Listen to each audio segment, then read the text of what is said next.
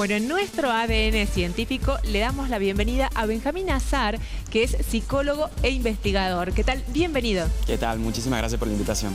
Bueno, gracias por estar acá, Benjamín. Benjamín estuvo participando en las jornadas de jóvenes investigadores AUGM que se realizaron en Asunción del Paraguay y tiene un trabajo súper interesante donde estudia un poco cómo es la historia de los psiquiátricos de la provincia de Tucumán. Algo que pocos conocemos hoy en día, el Hospital del Carmen, el Obarrio, pero ¿cómo esto surge en su comienzo? Así es, el trabajo que hicimos fue en principio con Alejandra Goldman, que es la directora de mi tesis de doctorado de CONICET, con la que estábamos trabajando acerca de cómo fue la historia del primer hospital psiquiátrico de Tucumán.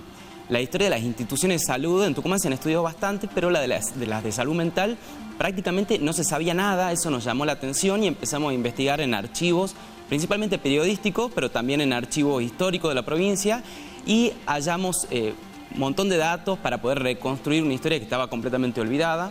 Básicamente empieza alrededor de la década del 30, en el 35, hasta el 35, Tucumán mandaba a las personas que tenían algún tipo de problema de salud mental a Córdoba, es decir, tenían que viajar muchísimos kilómetros y estar muy separadas de sus familias, o si no, eran encerradas en comisarías o en asilos, digamos, vinculados a la caridad o a la seguridad.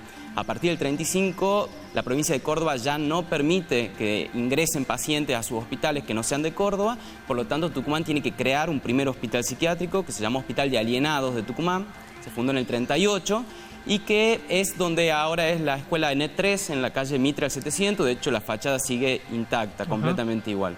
Escuela de Hospital de Alienados. De Alienados. Qué nombre, sí. ¿no? Como de alienígenas, una cosa. Así que alienados, como que de personas que estaban fuera de su... El primer nombre que tuvo la psiquiatría era el alienismo. El alienismo. Alienismo se le decía. Y a las personas, digamos, que tenían algún tipo de problemática de salud mental se le decía alienado. Eran personas que convivían con un otro ser. Digamos, de ahí viene lo de alien, de alguien distinto a uno. Y este hospital es las bases de ¿cuál de los dos psiquiátricos que hoy conocemos? Bien, es una historia muy interesante. El hospital, como le decía, se funda en el 38, con 4 médicos, 74 empleados que no eran médicos, eso habla también de la falta de profesionales preparados en aquel entonces, y 10 religiosas españolas que se habían traído desde España, justamente para que ordenen un poco el hospital. Estas religiosas eran de la orden de las Carmelitas Descalzas.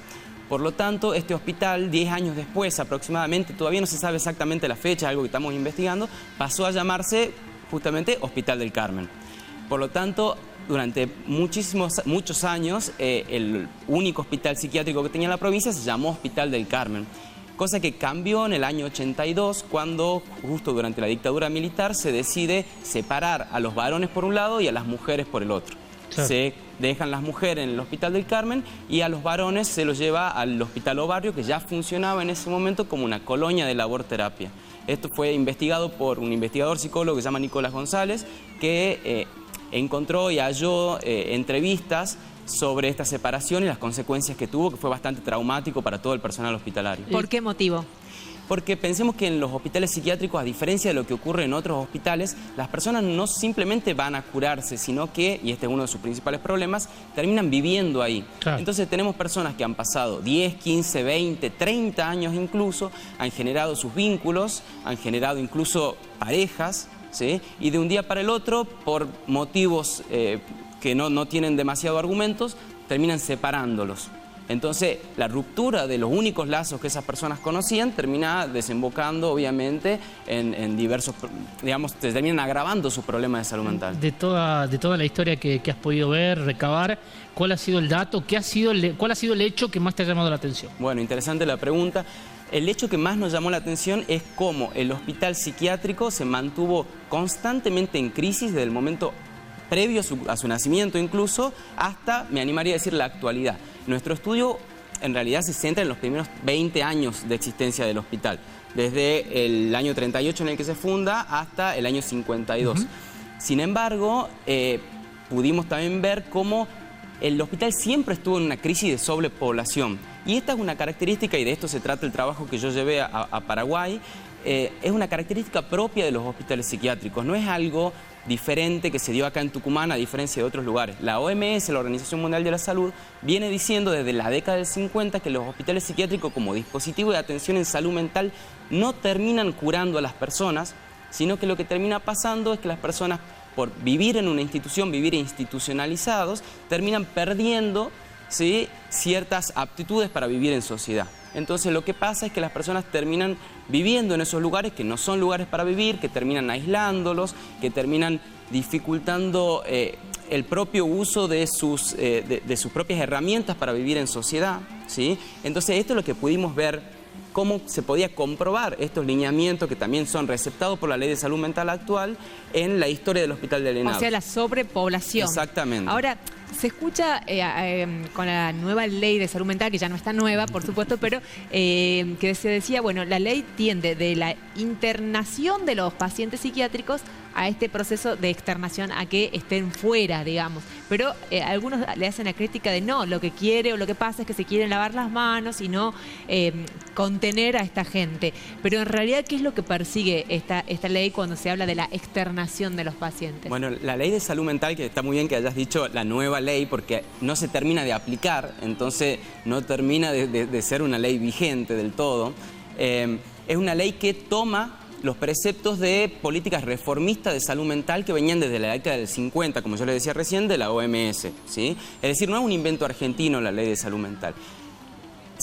Parte de muchísimas investigaciones que muestran que los hospitales psiquiátricos terminan dañando más a las personas de lo que pueden llegar a tratarlas y curarlas, y lo que busca es que la atención sea por fuera de las instituciones psiquiátricas. Esto no significa bajo ningún término que se deje a las personas que tienen algún problemática de salud mental a la buena de Dios, en la calle, no para nada, sino que se las asista de una manera que no sea a través del encierro y el aislamiento. Y para eso se ponen en juego una serie de dispositivos alternativos al hospital psiquiátrico, se le llama.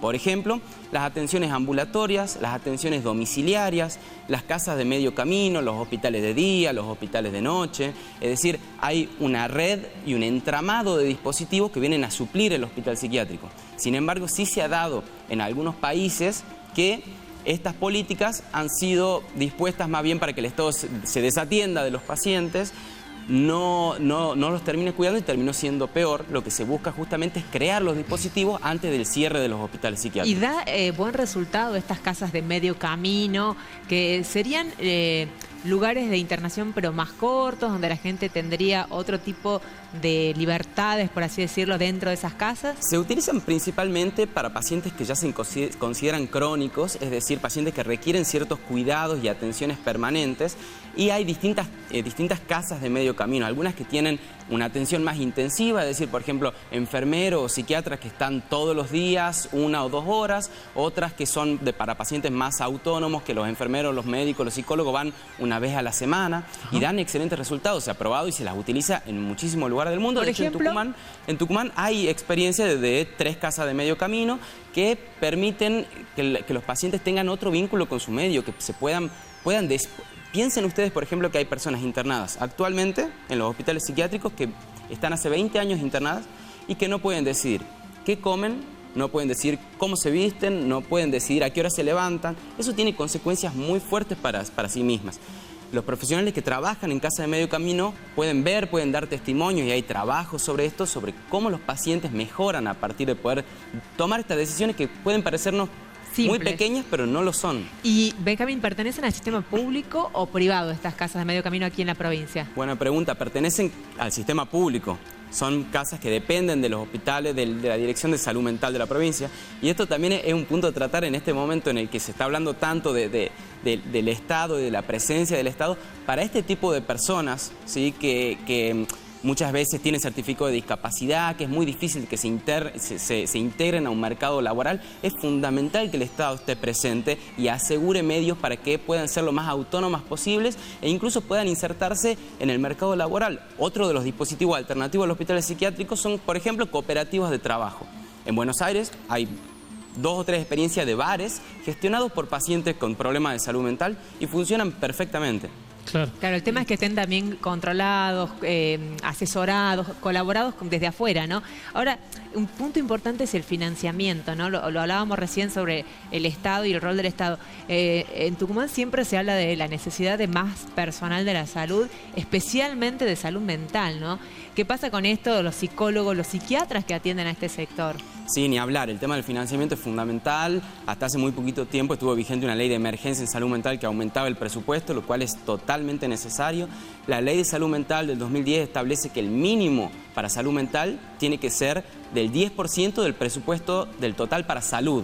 No tenemos lamentablemente ese número. Se piensa, de acuerdo a ciertos estudios que se hicieron, que en Argentina ronda alrededor del 1,8%, o sea, muy lejos del 10%. El 8 nada más nos falta. Claro, nos falta un poco para llegar a eso, pero hay muchos estudios, principalmente en Brasil, que demuestran que si bien al principio para poder desarrollar estos servicios alternativos y que reemplacen al hospital psiquiátrico, si bien sí se necesita una inversión inicial, a la larga termina siendo mucho más económico para el Estado. Hay algunos países donde esto podría empezar a revertirse, esto que nos decías de estar los hospitales psiquiátricos bastante llenos. ¿Hay algunos países de muestreo? Sí, totalmente. Por ejemplo, a ver, en Brasil tienen una política de salud mental muy vinculada a la ley de salud mental argentina y está funcionando bastante bien en algunos estados. En Italia es uno de los lugares centrales donde se han dado este tipo de experiencias, también en algunos lugares de España. Es decir, de nuevo vuelvo con lo mismo, que es algo que se le achacó mucho a la ley de salud mental como si fuera un invento argentino del 2010 y viene de experiencias probadas, experiencias estudiadas, que bueno, lamentablemente acá se juegan una serie de resistencias vinculadas a lo político, vinculadas a las disciplinas, vinculadas a la industria farmacéutica, que hace que sea muchas veces difícil de implementar esto, pero lo que hace falta claramente tiene que ver con decisión política. Bien, bueno, Benja, te agradecemos mucho que nos des este pantallazo sobre salud mental, la situación de esta ley, que tan poco se habla a veces, ¿no? En la provincia, y que tan necesario es hablar de salud mental. Totalmente fundamental. Una de las grandes problemáticas de salud mental de salud en general que se pudo ver a partir de la pandemia tiene que ver con la salud mental, entonces es fundamental que nos empecemos a hablar de eso. El crecimiento de un montón de patologías, ¿no? Y mucha demanda. Sí. Yo creo que una de las especialidades más demandadas en hospitales públicos tiene que ver con la psiquiatría y la psicología, ¿no? Donde los turnos se consiguen con mucha demora. Totalmente, sí, sí. Ni hablar. Sí, absolutamente. es así. Bueno, una pausa y ya volvemos con más.